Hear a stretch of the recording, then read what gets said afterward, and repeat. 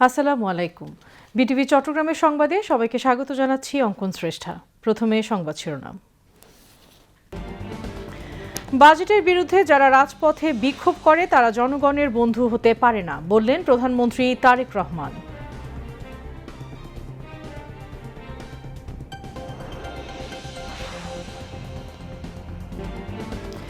দশ জেলার সদর হাসপাতালে চালু হচ্ছে আইসিইউ সেবা। বিগত স্বৈরাচার সরকার টিকা ও ঔষধ সহ স্বাস্থ্যসেবা ধ্বংস করে দিয়ে গেছে, মন্তব্য স্বাস্থ্যমন্ত্রীর।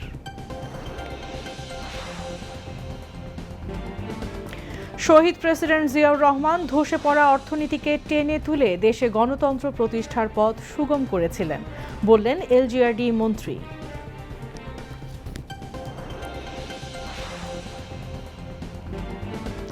গণমাধ্যমকে অন্ধকার থেকে আলোর পথে এনেছিলেন শহীদ রাষ্ট্রপতি জিয়াউর রহমান। ইতিহাসকে সমৃদ্ধ করতে জিয়াউর রহমানের ওপর গবেষণা বাড়ানোর গুরুত্বারোপ তথ্য ও সম্প্রচার মন্ত্রীর। নতুন অর্থ বছরের বাজেটের প্রভাব পড়েনি চট্টগ্রামের বাজারে। ভোগ্যপণ্য বিক্রি হচ্ছে আগের দামে, স্বস্তি ক্রেতাদের।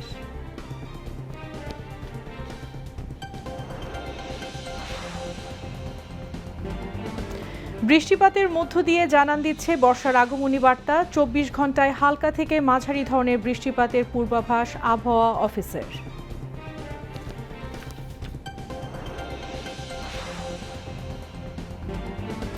যুদ্ধ বন্ধে আজ চুক্তিতে সই করতে পারে যুক্তরাষ্ট্র ইরান, বললেন ট্রাম্প। আজ নয়, কয়েকদিনের মধ্যে সই হতে পারে সমঝোতা স্মারক, বলছে তেহরান।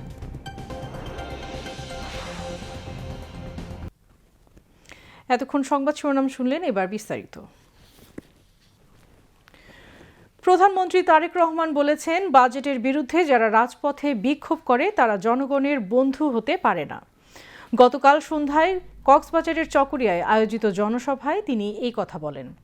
চট্টগ্রাম কক্সবাজার সড়ক 6 লেনে উন্নীত করা হবে জানিয়ে প্রধানমন্ত্রী বলেন, জনগণের চলার পথকে কেউ যেন বাধাগ্রস্ত করতে না পারে, সেজন্য সবাইকে সতর্ক থাকতে হবে। খোরশেদ আলমের রিপোর্ট। শনিবার সকাল থেকেই দলীয় নেতাকর্মী ও সমর্থকদের উপস্থিতিতে মুখর হয়ে ওঠে চকরিয়ার পৌর বাস টার্মিনাল। বেলা বাড়ার সাথে সাথে দলীয় নেতাকর্মী ও সাধারণ মানুষের অংশগ্রহণে সমাবেশস্থল পরিণত হয় জনসমুদ্রে। সন্ধ্যায় প্রধান অতিথি হিসেবে সমাবেশে উপস্থিত হন বিএনপির চেয়ারম্যান প্রধানমন্ত্রী তারেক রহমান। এ সময় দলীয় নেতাকর্মীরা করতালি ও স্লোগানের মাধ্যমে প্রধানমন্ত্রীকে স্বাগত জানান। অনুষ্ঠানে দেয়া বক্তব্যে প্রধানমন্ত্রী তারেক রহমান বলেন, বাজেট পেশের পর অতীতের মতো জিনিসপত্রের দাম বাড়েনি। তিনি বলেন, যারা মদ ও সিগারেটের দাম বাড়ানোর প্রতিবাদ জানায় তারা জনগণের বন্ধু হতে পারে না। আগামী 1 বছরের মধ্যে ইনশাল্লাহ প্রতি উপজেলায় আমরা 8 থেকে 10,000 করে ফ্যামিলি কার্ড ঘরে ঘরে পৌঁছে দেওয়ার চেষ্টা করব। এই বাজেটে আমরা অর্থ বরাদ্দ রেখেছি। আগামী 1 বছর আমরা সারা বাংলাদেশে প্রায় 40 লক্ষ কৃষকের হাটে আমরা কৃষি কার্ড পৌঁছে দিব। যারা এই বাজেটের বিরুদ্ধে কথা বলে, যারা এই বাজেটের বিরুদ্ধে রাজপথে নেমে বিক্ষোভ দেখায়, তাহলে কি তাদের এই বিক্ষোভ সেই সকল বাংলাদেশের সকল কৃষক ভাইদের বিরুদ্ধে হলো না? তাহলে যারা বাংলাদেশের কৃষকের বিরুদ্ধে বিক্ষোভ মিছিল করে তারা বাংলাদেশের মানুষের বন্ধু হতে পারে না।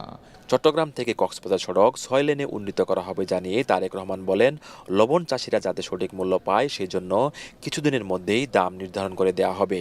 আনোয়ারা পটিয়া বাঁশখালী চক্রে যে রাস্তাটা, এটিকে আমরা ইনশাল্লাহ বড় করব।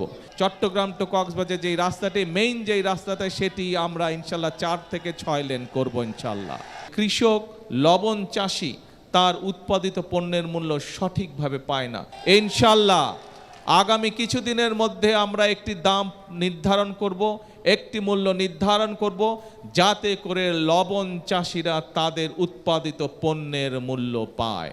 প্রধানমন্ত্রী বলেন, নির্বাচনের আগে যারা জান্নাতের টিকিট বিক্রির প্রলোভন দেখিয়েছিল তারাই এখন দেশকে অস্থিতিশীল করার চক্রান্ত করছে। তাদের সম্পর্কে সজাগ থাকার আহ্বান জানান তিনি। আমাদেরকে আজকে সতর্ক থাকতে হবে, সজাগ থাকতে হবে যে কোনোভাবেই যেন বাংলাদেশে আর গণতন্ত্রকে কেউ হত্যা করতে না পারে, কোনোভাবেই যেন বাংলাদেশের মানুষের গণতান্ত্রিক অধিকারকে আর কেউ ছিনিয়ে নিতে না পারে, কোনোভাবেই যেন বাংলাদেশের মানুষের অর্থনৈতিক স্বাধীনতা, সেই স্বাধীনতা কেউ যাতে ছিনিয়ে নিতে না পারে। আজকে আমাদেরকে সতর্ক থাকতে হবে। এখন গণতন্ত্রের যাত্রা শুরু হয়েছে, জনগণের শাসন এখন শুরু হয়েছে দেশের মধ্যে। প্রিয় ভাই বোনেরা, আজকে আমাদেরকে সতর্ক থাকতে হবে যে জনগণের শাসনের এই চলার পথকে যাতে কেউ বাধাগ্রস্ত করতে না পারে। প্রধানমন্ত্রী বলেন, বিএনপি মানুষের ভাগ্য উন্নয়নে কাজ করে। তিনি বলেন, জনগণের ভাগ্য উন্নয়নের সমস্ত কাজই তার আই হ্যাভ এ প্ল্যানের অংশ। সমগ্র বাংলাদেশে যত উপজেলা আছে, যেখানে যেখানে উপজেলা স্বাস্থ্য কমপ্লেক্স আছে, যেটি 50 বেড আছে সেটিকে 100 বেডে রূপান্তরিত করবে। যেটি 30 বেড আছে সেই 30 বেডকেও ইনশাল্লাহ আমরা 100 বেডে রূপান্তরিত করব, যাতে করে বাংলাদেশের গ্রামের মানুষ, উপজেলার মানুষ, পৌরসভার মানুষ যাতে দূরে যেতে না হয়, উপজেলা স্বাস্থ্য কমপ্লেক্সেই যাতে সঠিক স্বাস্থ্য সেবা তারা পায়। করব কাজ, গর্ব দেশ, সবার জন্য বাংলাদেশ। যে বাজেট আমরা দিয়েছি, এই বাজেট দিয়ে ধীরে ধীরে আমরা বাংলাদেশের মানুষের ভাগ্যের পরিবর্তন করতে চাই। অনুষ্ঠানে স্বরাষ্ট্রমন্ত্রী সালাউদ্দিন আহমেদ সহ স্থানীয় বিএনপি নেতৃবৃন্দ বক্তব্য রাখেন। Khorshed Alam, BTV news.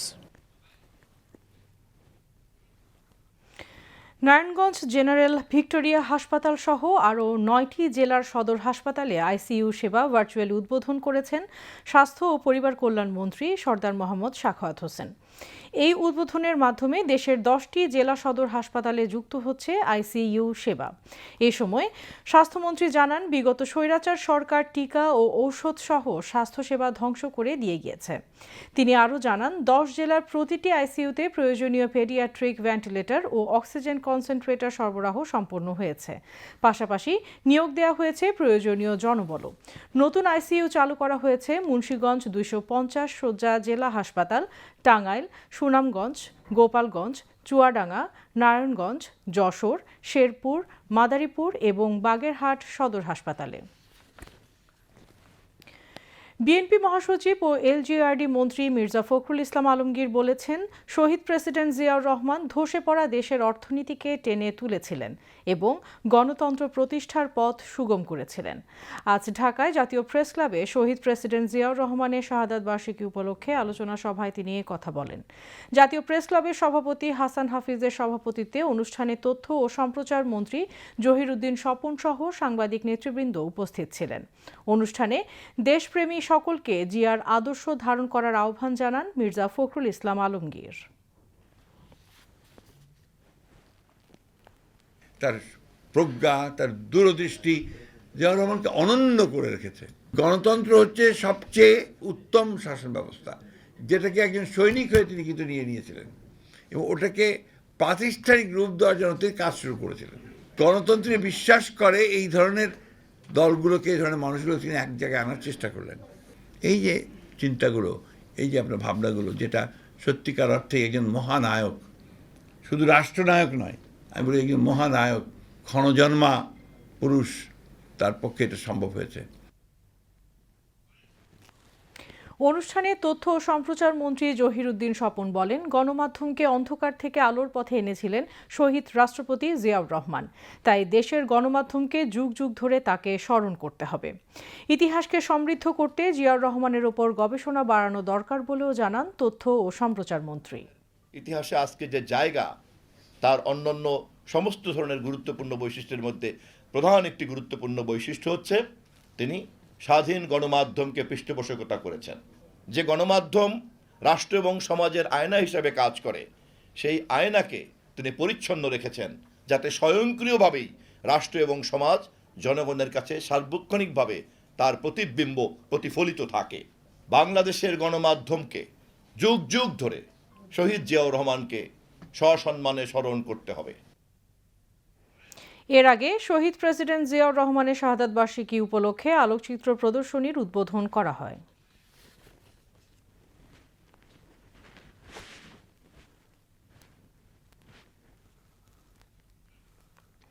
শিক্ষামন্ত্রী এবং প্রাথমিক ও গণশিক্ষামন্ত্রী ডক্টর আনম এহসানুল হক মিলন বলেছেন, বর্তমান সরকার শিক্ষা খাতকে অধিকতর গুরুত্ব দিয়ে কাজ করছে, যার ফলাফল এদেশের মানুষ খুব দ্রুতই দেখতে পারবে।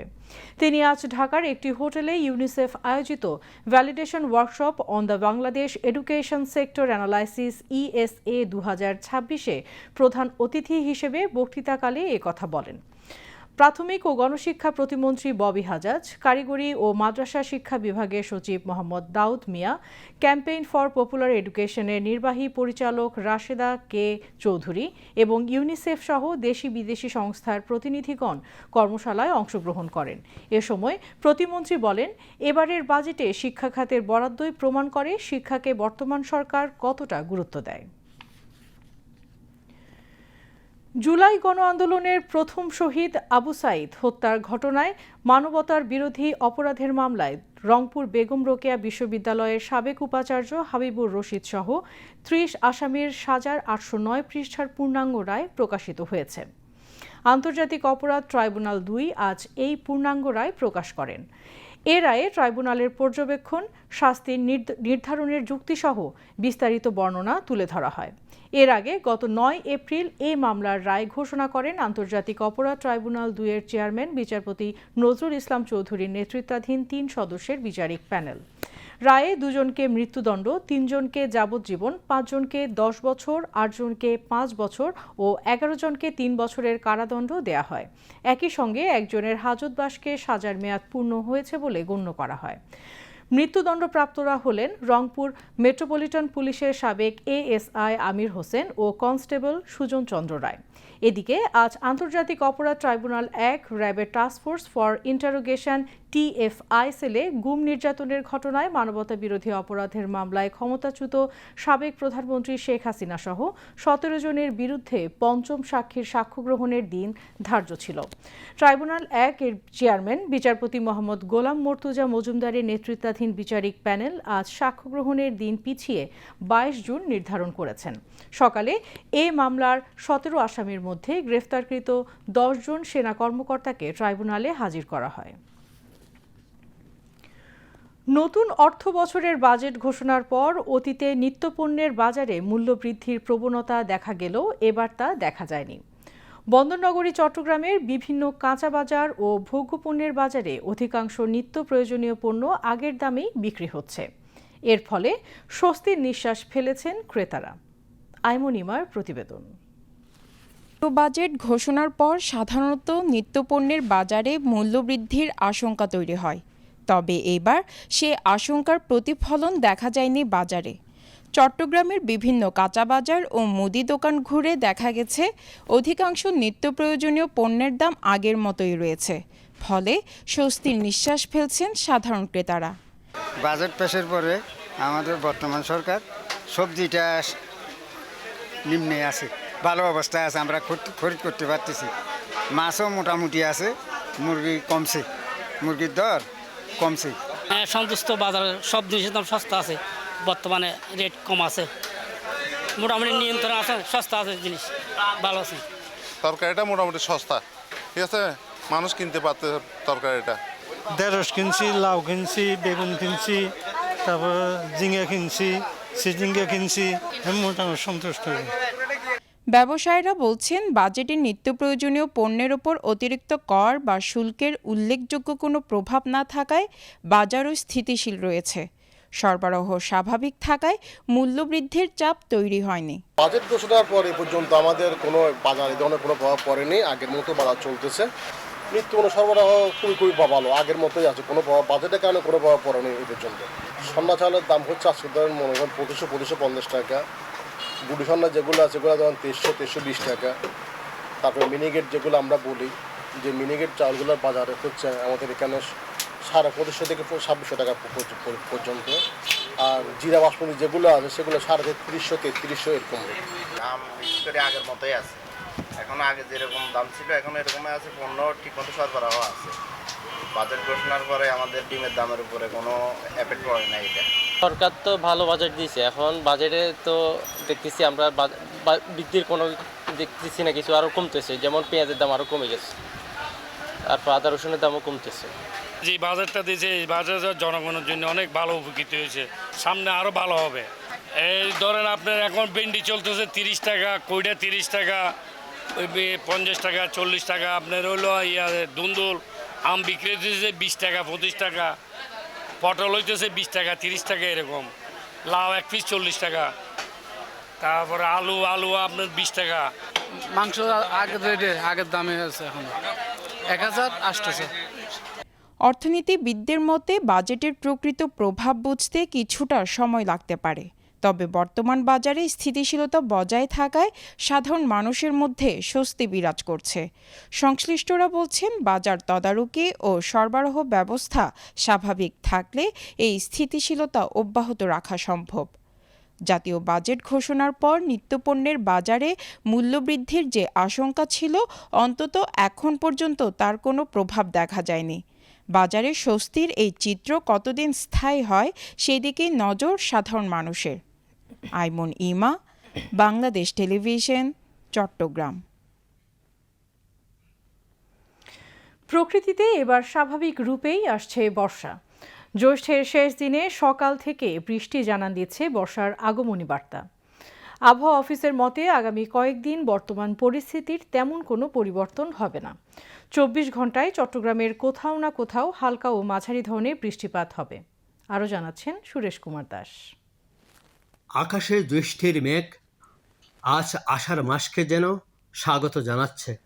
কাল থেকে বাংলা পঞ্জিকার সেই বর্ষা আরম্ভ। সাটগাঁর প্রকৃতিতে যেন সেই আহ্বান কবিগুরুর কবিতার রূপকে। এসেছে বর্ষা, এসেছে নবীনা বর্ষা, গগন ভরিয়া এসেছে ভুবন ভরসা, দুলিছে পবনে শন শন বনবীথিকা। তবে আষাঢ়ের প্রারম্ভে বর্ষার প্রবল রূপ নয়, রিমঝিম বৃষ্টিতে দুলবে বনবীথিকা। ইতিমধ্যে আবহাওয়া অফিসের হিসাবে বর্ষার যে বৃষ্টিপাত তাও সামান্য। উষ্ণতার অস্বস্তিও কমছে দিন দিন। মৌসুমী বায়ুর প্রভাবে চট্টগ্রাম অঞ্চল, চট্টগ্রাম বিভাগে মোটামুটি সব জায়গায় কম বেশি বৃষ্টিপাত হচ্ছে। প্রতিদিনই আমরা কিছু বৃষ্টিপাত পাচ্ছি। এই গত শুক্রবার যেমন আমবাগান আবহাওয়া অফিসে 60 মিলিমিটারের মতন বৃষ্টিপাত রেকর্ড করা হয়েছিল। আশা করছি আগামী কয়েকদিনও এর প্রবণতা দেখা যাবে। এই বৃষ্টিপাতের জন্য তাপমাত্রা কিছুটা কমেছে। গতকালকে আমাদের সর্বোচ্চ তাপমাত্রা 31 ডিগ্রি সেলসিয়াস হয়েছে। আবহাওয়া অফিস পূর্বাভাস দিয়েছে, জুনে বৃষ্টিপাতের পরিমাণ স্বাভাবিক থাকবে। আগামী কয়েক দিনেও একই চিত্র পরিলক্ষিত হবে। আগামীকাল পহেলা আষাঢ়, বর্ষাকাল, বাংলা বর্ষাকালের যে মাসের শুরু, আর সাথে সাথে আগামীকালে আমাবস্যাও আছে, এজন্য জোয়ারের পানি কিছুটা বাড়তে পারে। তবে এখন পর্যন্ত বৃষ্টি হওয়ার মতন যে মেঘ, সেই মেঘ এখনও দেখা যাচ্ছে না বা তৈরি হয়নি। আমাদের আগামী 120 ঘন্টার 5 দিনের যে পূর্বাভাসে যেটা বলা হয়েছে, চট্টগ্রাম অঞ্চলের অনেক জায়গায় হালকা থেকে মাঝারি ধরনের বৃষ্টি হবে, কোথাও কোথাও মাঝারি থেকে মাঝারি ধরনের ভারী বর্ষণও হতে পারে। তাপমাত্রার দিক থেকে আমাদের তাপমাত্রা কিছুটা কমে যেতে পারে। সারা দেশে বিস্তার লাভ করেছে মৌসুমি বায়ু। বর্ষার আগমন ঘটেছে প্রায় 2 সপ্তাহ আগে। কোথাও না কোথাও বৃষ্টিপাত হচ্ছে দেশে। তবে মেঘের আড়ালে সূর্যের লুকোচুরি চলতে পারে জুন মাস জুড়ে। এরপর কালিদাসের যক্ষের বেদনা বিদুর কালো মেঘের ঘন ঘটা শুরু হবে। সুরেশ কুমার দাস, বাংলাদেশ টেলিভিশন, চট্টগ্রাম। এবারে আন্তর্জাতিক সংবাদ।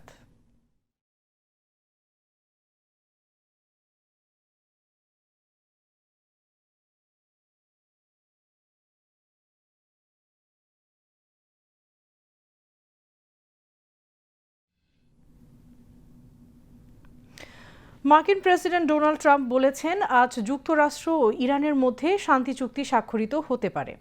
চুক্তির পরপরই সবার জন্য উন্মুক্ত হবে হরমুজ প্রণালী। শনিবার নিজের সামাজিক মাধ্যম ট্রুথ সোশ্যালে ট্রাম্প এমনটি জানান। এর আগে মধ্যস্থতাকারী দেশ পাকিস্তানের প্রধানমন্ত্রী শাহবাজ শরীফ জানান, শান্তি চুক্তির জন্য একটি রূপরেখা নিয়ে যুক্তরাষ্ট্র ও ইরান সম্মত হয়েছে এবং পরবর্তী 24 ঘন্টার মধ্যে তারা প্রাথমিক চুক্তিতে স্বাক্ষর করবে। তিনি বলেন, আগের যে কোনো সময়ের চেয়ে সকল পক্ষ শান্তি চুক্তির অনেক কাছাকাছি রয়েছে, তবে ইরান এত তাড়াতাড়ি চুক্তি স্বাক্ষরের ব্যাপারে দ্বিমত পোষণ করেছে। ইরানের পররাষ্ট্র মন্ত্রণালয়ের মুখপাত্র ইসমাইল বাঘাই বলেন, রোববার চুক্তি স্বাক্ষরের সঠিক সময় নয়। তিনি বলেন, চুক্তির তারিখ নিয়ে যে কোনো মন্তব্য করার ক্ষেত্রে সতর্ক হওয়া প্রয়োজন, কেননা যুক্তরাষ্ট্রের দ্বিধাদ্বন্দ্বের কারণেই এখনই চূড়ান্ত তারিখ বলা যাচ্ছে না। সুইজারল্যান্ডের জেনেভায় যুক্তরাষ্ট্রের ভাইস প্রেসিডেন্ট জেভি ভ্যান্স ও ইরানের পার্লামেন্ট স্পিকার মোহাম্মদ বাঘাই গালিবাফের মধ্যে এই চুক্তি সই হওয়ার কথা ছিল। এদিকে ইরানের জব্দকৃত ২,৪০০ কোটি ডলারের সম্পদ ছাড় করতে সম্মত হয়েছে যুক্তরাষ্ট্রের প্রেসিডেন্ট ডোনাল্ড ট্রাম্প। তবে তিনি বিষয়টি স্পষ্টভাবে নিশ্চিত করাকে এড়িয়ে গেছেন। ইরানের সর্বোচ্চ নেতা মোস্তফা আলী খামেনির জ্যেষ্ঠ উপদেষ্টা মোহসেন রেজাই দক্ষিণ পশ্চিমাঞ্চলীয় শহর দেসফুলে অনুষ্ঠিত একটি স্মরণসভায় এই মন্তব্য করেছেন। ইরানি সংবাদ সংস্থা ফোর্স নিউজের খবর অনুযায়ী রেজাই বলেছেন, ইরানের সাম্প্রতিক সংঘাত তেহরানের বৈশ্বিক অবস্থানকে শক্তিশালী করেছে। তিনি দাবি করেন, ইরানের প্রতিরোধ ক্ষমতা এমন পর্যায়ে পৌঁছেছে যে জুয়ারি ট্রাম্প এখন তেহরানের সঙ্গে আলোচনায় বসতে ভয় পায়। ইসরায়েলের প্রধানমন্ত্রী বেনিয়ামিন নেতানিয়াহুর বিরুদ্ধে তেল আবিবে ফের বিক্ষোভ হয়েছে। 2023 সালের 7 অক্টোবর ফিলিস্তিনের স্বাধীনতাকামী সশস্ত্র গোষ্ঠী হামাসের চালানো হামলার আগে ও পরে নিরাপত্তা ব্যর্থতার তদন্তে স্বাধীন রাষ্ট্রীয় তদন্ত কমিশন গঠন না করায় রাস্তায় নামে শত শত মানুষ। দ্য টাইমস অফ ইসরায়েলের প্রতিবেদন অনুযায়ী শনিবার তেল আবিবে হাবিমা স্কয়ারে অনুষ্ঠিত সমাবেশে বক্তারা নেতানিয়াহুর সমালোচনা করে বলেন, তিনি আইন অনুযায়ী স্বাধীন তদন্ত কমিশন গঠন করতে চান না। পরে সরকারপন্থী ও বিক্ষোভকারীদের মধ্যে উত্তেজনা ছড়িয়ে পড়লে পুলিশ পরিস্থিতি নিয়ন্ত্রণে আনে। আবারও দেশের খবর। এবার সংবাদের সত্যতা যাচাই ভিত্তিক পরিবেশনা, ফ্যাক্ট চেক, সত্য জানুন।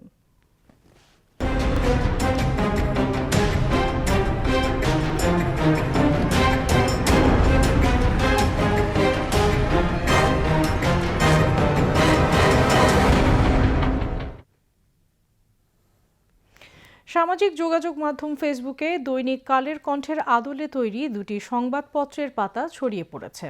সেখানে সাবেক প্রধান উপদেষ্টা ডক্টর মোহাম্মদ ইউনূস এবং স্থানীয় সরকার উপদেষ্টা আসিফ মাহমুদের নামে বিতর্কিত বক্তব্য প্রকাশ করা হয়েছে বলে দাবি করা হচ্ছে। তবে অনুসন্ধানে দেখা গেছে, আলোচিত পাতা দুটি ভুয়া এবং কৃত্রিম বুদ্ধিমত্তা বা এআই ব্যবহার করে তৈরি করা হয়েছে। আলাউদ্দিন মজুমদারের ডেস্ক রিপোর্ট। ফেসবুকে প্রচারিত একটি পেজে ডক্টর মোহাম্মদ ইউনূসের ছবি ব্যবহার করে দাবি করা হয়, তিনি নাকি বলেছেন, বাংলাদেশ আমাকে খুব কষ্ট দিয়েছে, আমি আর বাংলাদেশে যেতে চাই না। আরেকটি পাতায় স্থানীয় সরকার উপদেষ্টা আসিফ মাহমুদের নামে বিপুল অর্থ সম্পদের বিষয়ে একটি বক্তব্য প্রচার করা হয়। দাবি করা হয়, সংবাদ দুটি মূলধারার একটি দৈনিকে যথাক্রমে 6 ও 8 জুন 2025 তারিখে প্রকাশিত হয়েছে। তবে ফ্যাক্টওয়াচের অনুসন্ধানে দেখা যায়, ওই সময় ঈদুল আজহার ছুটির কারণে দেশে কোনো সংবাদপত্রই প্রকাশিত হয়নি। নিউজপেপার অনার্স অ্যাসোসিয়েশন অব বাংলাদেশের সিদ্ধান্ত অনুযায়ী 5 থেকে 9 জুন পর্যন্ত সংবাদপত্রের ছুটি ছিল। ফলে 6 থেকে 10 জুন দেশের সব পত্রিকার প্রকাশনা বন্ধ ছিল। এ অবস্থায় ওই তারিখে যে কোনো পত্রিকার সংবাদ প্রকাশের দাবিটি প্রশ্নবিদ্ধ হয়ে পড়ে। এছাড়া আলোচিত পাতাগুলোতে আরও বেশ কিছু অসঙ্গতি পাওয়া যায়। প্রচারিত স্লোগানের পরিবর্তে ভিন্ন স্লোগান ব্যবহার করা হয়েছে। এতে একই সঙ্গে বিভিন্ন শব্দের বানান ও বিন্যাসেও রয়েছে অস্বাভাবিক ভুল, যা এআই নির্ভর কন্টেন্টে প্রায় দেখা যায়। ফ্যাক্টওয়াচ জানায়, এআই শনাক্তকারী সফটওয়্যারও পাতা দুটিকে এআই নির্ভর হিসেবে চিহ্নিত করেছে। পাশাপাশি দেশের মূলধারার কোনো সংবাদপত্রে ডক্টর মোহাম্মদ ইউনূস বা আসিফ মাহমুদের এমন বক্তব্যের অস্তিত্ব পাওয়া যায়নি। সব তথ্যপাত্য পর্যালোচনা করে ফ্যাক্টওয়াচ জানিয়েছে, প্রচারিত এই দুটি সংবাদপত্রের পাতা প্রকৃত নয়, বরং এগুলো এআই প্রযুক্তি ব্যবহার করে তৈরি বিকৃত ও বিভ্রান্তি কন্টেন্ট, যা সামাজিক মাধ্যমে ভুল তথ্য ছড়ানোর উদ্দেশ্যে প্রচার করা হয়েছে। News desk, BTV news.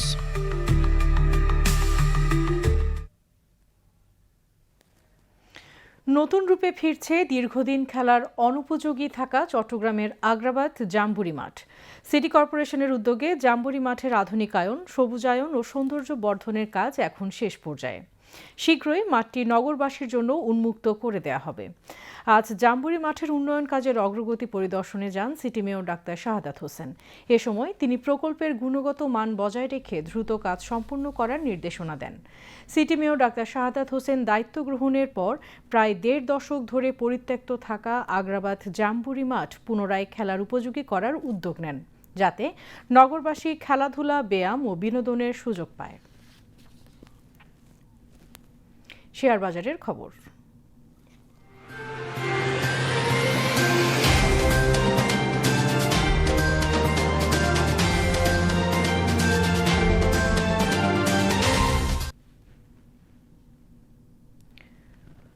সপ্তাহের শুরুতে চট্টগ্রাম স্টক এক্সচেঞ্জে চাঙ্গা ভাব বিরাজ করছে।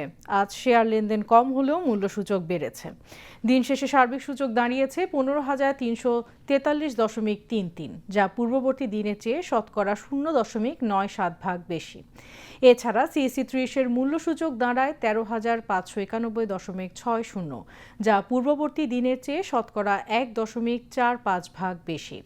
আজ ২৪৮টি কোম্পানির ৭২,১২,৮৯৮টি শেয়ার লেনদেন হয়, যার মূল্য ২৪,২১,০০,০০০ টাকারও বেশি। এর মধ্যে ১৪১টি কোম্পানির শেয়ার দাম বেড়েছে, ৭১টির কমেছে এবং ৩৬টির দাম অপরিবর্তিত রয়েছে। এবার আন্তর্জাতিক মুদ্রা বাজারের খবর।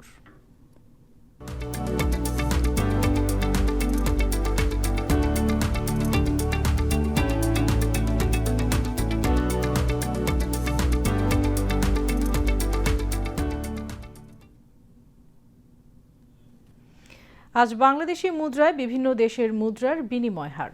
ইউএস ডলার ১২২ টাকা ৭৫ পয়সা, সিঙ্গাপুর ডলার ৯৫ টাকা ৬০ পয়সা, অস্ট্রেলিয়ান ডলার ৮৬ টাকা ৫২ পয়সা, কানাডিয়ান ডলার ৮৭ টাকা ৭৪ পয়সা, হংকং ডলার ১৫ টাকা ৪৮ পয়সা, ইউরো ১৪২ টাকা, ব্রিটিশ পাউন্ড ১৬৪ টাকা ৫৯ পয়সা, সৌদি রিয়াল ৩২ টাকা ৩২ পয়সা, কাতার রিয়াল ৩৩ টাকা ২৭ পয়সা, ইউএই দিরহাম ৩৩ টাকা ৩ পয়সা, কুয়েতি দিনার ৩৯৪ টাকা ৭৯ পয়সা, মালয়েশিয়ান রিঙ্গিত ২৯ টাকা ৮৮ পয়সা, থাই বাথ ৩ টাকা ৭০ পয়সা, ভারতীয় রুপি ১ টাকা ২৯ পয়সা, চীনা ইউয়ান ১৮ টাকা ১৪ পয়সা।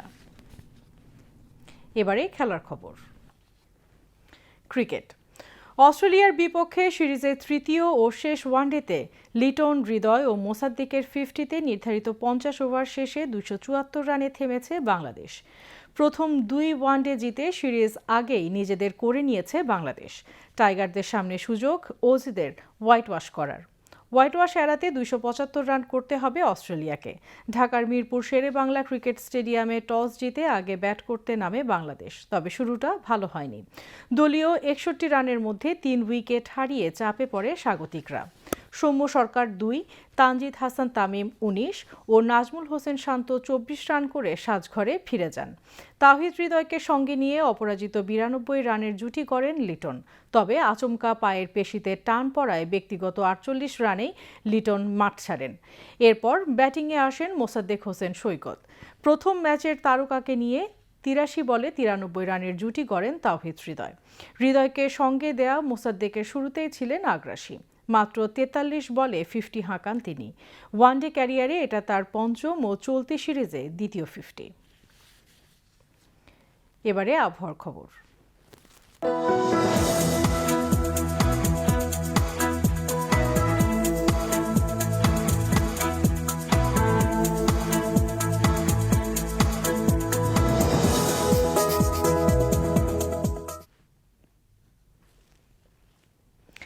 পতেঙ্গা আবহাওয়া অফিস জানিয়েছে, আগামীকাল সন্ধ্যা ৬টা পর্যন্ত চট্টগ্রাম ও পার্শ্ববর্তী এলাকায় আকাশ আংশিক মেঘলা অথবা সাময়িকভাবে মেঘাচ্ছন্ন থাকতে পারে।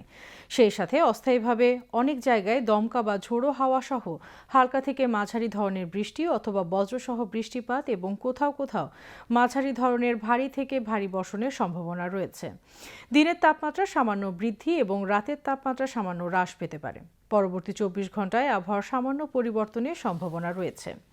নগরীতে আজ সর্বোচ্চ তাপমাত্রা ছিল 32.8 ডিগ্রি সেলসিয়াস, যা স্বাভাবিকের চেয়ে 1.3 ডিগ্রি বেশি, এবং সর্বনিম্ন তাপমাত্রা ছিল 26.2 ডিগ্রি সেলসিয়াস, যা স্বাভাবিকের চেয়ে 1 ডিগ্রি বেশি। আগামীকাল চট্টগ্রামে সূর্যোদয় 5টা 8 মিনিটে এবং সূর্যাস্ত 6টা 38 মিনিটে। এবার জানিয়ে দিচ্ছি কর্ণফুলী নদীতে আগামীকালের জোয়ার ভাটার সময়সূচি। ভাটা শুরু হবে রাত 12টা 22 মিনিটে, জোয়ার সকাল 6টা 57 মিনিটে। পরবর্তী ভাটা শুরু হবে দুপুর 12টা 42 মিনিটে, জোয়ার সন্ধ্যা 7টা 43 মিনিটে।